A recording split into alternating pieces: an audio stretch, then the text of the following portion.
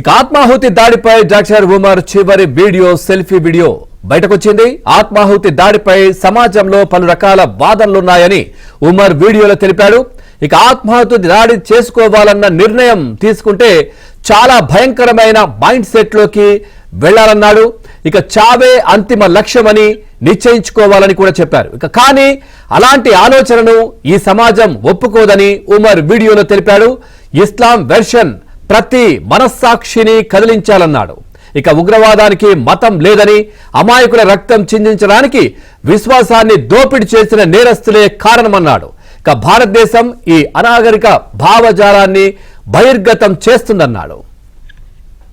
One of the very misunderstood concept of what has been labeled as suicide bombing.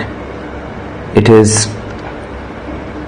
martyrdom operations, and it is being known in Islam.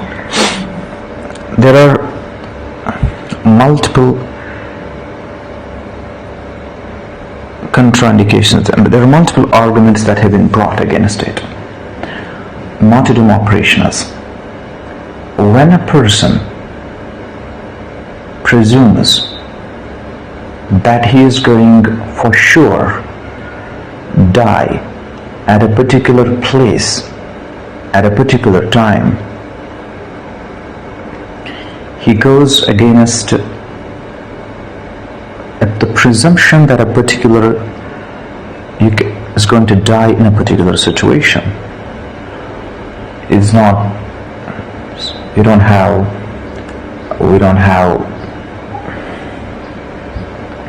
situation. Right. ఇక doctor Shaheen చాలా కీలకమైనటువంటి విషయాలు ఉగ్ర దాడికి సంబంధించి, ఉగ్ర కార్యకలాపాలకు సంబంధించి కూడా ఎన్ఐఏ అధికారులకు చెప్పినట్టుగా తెలుస్తా ఉంది. అట్లాగే ఉమర్ చెప్పిన వీడియోలో మాట్లాడిన అంశం కూడా మనం చూస్తాం. ఓవరాల్ గా ఈ రెండు అంశాలకు సంబంధించి మరింత సమాచారాన్ని మా ఢిల్లీ కరెస్పాండెంట్ సతీష్ అందిస్తారు. సతీష్, పూర్తి డీటెయిల్స్ ఏంటి?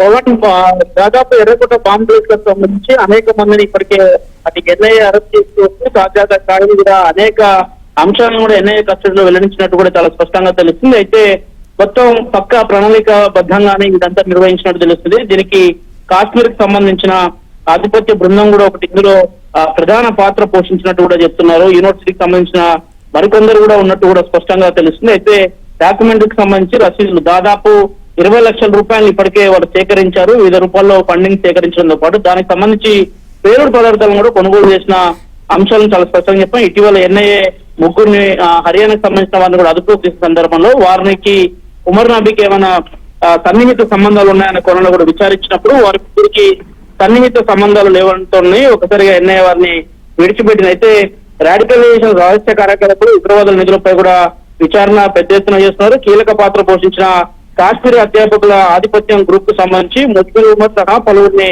ట్రాప్ చేసి కాశ్మీర్ అధ్యాపకుల గ్రూప్ పూర్తిగా దాదాపు 70% కాశ్మీరీ సిబ్బందితో క్యాంపస్ లోపల ఒక ప్రత్యేక గ్రూప్ కూడా ఏర్పాటు చేసినట్టు తెలుస్తుంది. అనేక రహస్య సమావేశాలతో పాటు ఇతర ప్లాన్లు కూడా నిర్వహించినట్టు తెలుస్తుంది. ఆపరేషనల్ చీఫ్ గా పనిచేసిన ముజ్బిల్ ఉమర్ నబీ తో పాటు షాహీన్ సైతం కూడా ఇలా కీలక పాత్ర వహించింది. ఇటీవలనే మొదట అనంతనాగ్ లో రాథర్ అనే డాక్టర్ ని అరెస్ట్ చేసిన అనంతరం కూడా ముజ్బిల్ తో పాటు మరోవైపు షాహీన్ సైతం కూడా ఫరీదాబాద్ లోని అల్ఫలా యూనివర్సిటీ వద్ద కూడా వారిద్దరిని కూడా అదుపులోకి తీసుకోవడం, దానంతా పెద్ద ఎత్తున విచారణను కొనసాగించడం తాజాగా చూస్తాం. కాసేపటి క్రితమే ఒక సెన్సేషనల్ వీడియో సైతం కూడా బయటకు వచ్చింది. అయితే ఎన్ఐఏ దర్యాప్తు బయటపడ్డ సూసైడ్ బాంబర్ ఉమర్ నబీ వీడియోను కూడా ప్రస్తుతం సోషల్ మీడియాలో సంచలనం అవుతుందని చెప్పాల్సి ఉంటుంది. ఎర్రకోట కారు బాంబు పేలుడు ముందు ఒక వీడియోను కూడా ఉమర్ రికార్డ్ చేసినట్టు తెలుస్తుంది. సూసైడ్ బాంబింగ్ గురించి వీడియోలో ఉమర్ మాట్లాడడం జరిగింది. ఆత్మాహుతి దాడిని అపార్థం చేసుకున్నది ఇదొక బలిదానం అని కూడా ఉమర్ నబీ స్పష్టం చేస్తూ చనిపోయే స్థలం, సమయం, పరిస్థితుల గురించి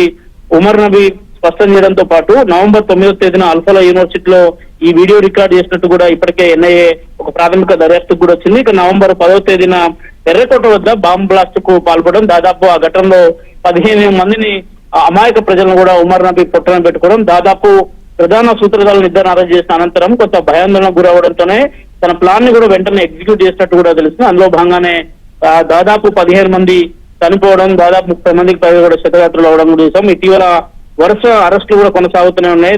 దాదాపు చూసాం నిన్న కాశ్మీర్ కు సంబంధించిన ఒక విద్యార్థిని సైతం కూడా పోలీసులు ఇప్పటికే అదుపులోకి తీసుకున్నారు. దాదాపు విచారణను ఎన్ఐఏ వేగవంతం చేసింది. అయితే అనేక కేసులు తవ్వే కొద్దీ అనేక కోణాలు కూడా బయటకు వస్తున్నాయి. ఒకవైపు ఫండింగ్, ఒకవైపు అల్ఫలా యూనివర్సిటీకి ఏకంగా ఈడీ సమ్మన్ నోటీస్ జారీ చేయడం, దాంతో పాటు అల్ఫలా యూనివర్సిటీకి సంబంధించిన చైర్మన్ సిద్దికి గతంలో కూడా ఆయన పైన అనేక ఆరోపణలు, జైలుకు వెళ్ళిన పరిస్థితులు కూడా తాజాగా చూస్తాం. అట్లాంటి యూనివర్సిటీ ఒకటి అడ్డాగా వీరందరూ కూడా మారిపోయిందనేది కూడా చాలా స్పష్టంగా అర్థమవుతుంది. త్వరలో యూనివర్సిటీ పైన ఇంకా వేగవంతమైన చర్యలు తీసుకునే అవకాశాలు చాలా స్పష్టంగా అనిపిస్తున్నాయి. Pawan, right, thank you Satish, thanks for the updates.